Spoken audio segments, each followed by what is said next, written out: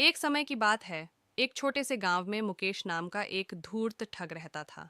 मुकेश की चालाकी और झूठे वादों की कोई मिसाल नहीं थी। गांव के लोग उसे अच्छी तरह से जानते थे, लेकिन फिर भी उसकी बातें सुनकर कई लोग उसके जाल में फंस जाते थे। वह अक्सर नए नए तरीकों से लोगों को ठगने की योजना बनाता था। गांव में मुकेश का कोई मित्र नहीं था, क्योंकि उसकी हरकतों के कारण सभी उससे दूर रहते थे। लेकिन मुकेश को इससे कोई फर्क नहीं पड़ता था, क्योंकि उसे अपने ठगने के खेल में बहुत मजा आता था। एक दिन मुकेश ने सोचा कि क्यों न एक बड़ा ठगने का खेल खेला जाए। उसने गांव के बाहर एक बड़ा बाजार लगने की योजना बनाई, जहां सभी गांव वाले अपने सामान बेचने के लिए आएंगे। मुकेश ने एक झूठी अफवाह फैलाने का निर्णय लिया कि वह बाजार में एक बहुत बड़ा खजाना छिपाने वाला है, जिसे केवल सच्चे दिल वाले लोग ही खोज सकते हैं। उसने गांव के सभी लोगों को बुलाया और कहा, सुनो, मैंने सुना है कि पास के जंगल में एक पुरानी खजाने की गुफा है। जो भी उसे खोज निकालेगा, उसे वहां से सोने और चांदी के सिक्के मिलेंगे। गांव के लोग उसकी बातों पर विश्वास करने लगे और मुकेश की बात सुनकर उत्सुकता में आ गए। मुकेश ने बाजार के दिन अपनी योजना के अनुसार एक नकली नक्शा तैयार किया। उस नक्शे में बताया गया था कि खजाना गुफा के अंदर छिपा हुआ है, जो केवल उस रास्ते से ही पहुंचा जा सकता है जो एक खतरनाक जंगल से होकर जाता है। उसने गांव वालों को यह भी बताया कि उन्हें वहां पहुंचने के लिए एक विशेष अम्यूलेट खरीदना होगा, जो केवल उसके पास उपलब्ध था। गांव के लोगों ने मुकेश पर विश्वास किया और उसके पास आकर अम्यूलेट खरीदने के लिए दौड़ पड़े। उसने मनचाही कीमत पर अम्यूलेट बेची और फिर उन्हें जंगल में खजाने की खोज पर भेज दिया।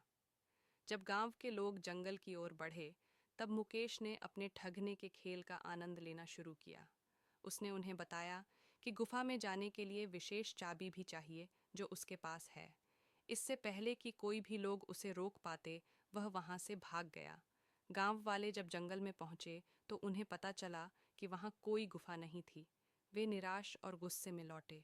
जब उन्होंने मुकेश से अपने अम्यूलेट के बारे में पूछा, तो मुकेश ने कहा, मैंने तो सिर्फ आपको रास्ता बताया था, खजाना तो खुद ही ढूंढना था।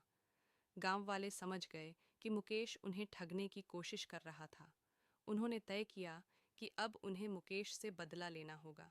उन्होंने एक योजना बनाई। गांव वालों ने मिलकर एक नया ठगने का खेल तैयार किया। वे मुकेश को यह विश्वास दिलाने लगे कि वह एक महान जादूगर है और उसकी शक्तियों से गांव में खुशहाली लाने के लिए एक जादुई समारोह होगा। मुकेश को यह सुनकर अच्छा लगा और वह तुरंत ही समारोह की तैयारी में जुट गया। गांव वालों ने उसे बताया कि उसे एक विशेष रस्म करनी होगी, जिसमें उसे अपने सारे धन और सामान अर्पित करने होंगे, ताकि गांव में खुशहाली आए। मुकेश ने सोचा कि यह एक सुनहरा अवसर है। उसने अपनी सारी संपत्ति समारोह में अर्पित करने का निश्चय किया। समारोह के दिन मुकेश ने अपनी सारी संपत्ति गांव वालों के सामने रख दी। लेकिन जैसे ही वह रस्म पूरी करने लगा, गांव वालों ने उसका मजाक उड़ाया और कहा, अब तुम्हें हमारी तरह ठगा गया है। मुकेश को अपनी मूर्खता का एहसास हुआ, लेकिन तब तक बहुत देर हो चुकी थी। गांव वालों ने उसकी संपत्ति को आपस में बांट लिया और उसे अकेला छोड़ दिया। उस दिन के बाद मुकेश ने ठगी से तौबा की। उसने सीखा कि धोखा देने से कभी किसी का भला नहीं होता।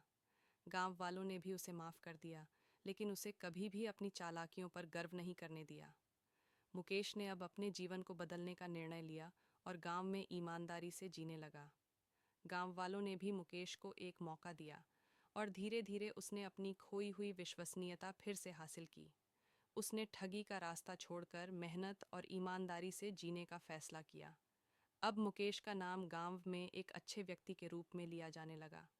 इस कहानी से यह सीखने को मिलता है कि ठगी और धोखा केवल अस्थायी सफलता दे सकते हैं, लेकिन ईमानदारी और मेहनत हमेशा सफल होती है।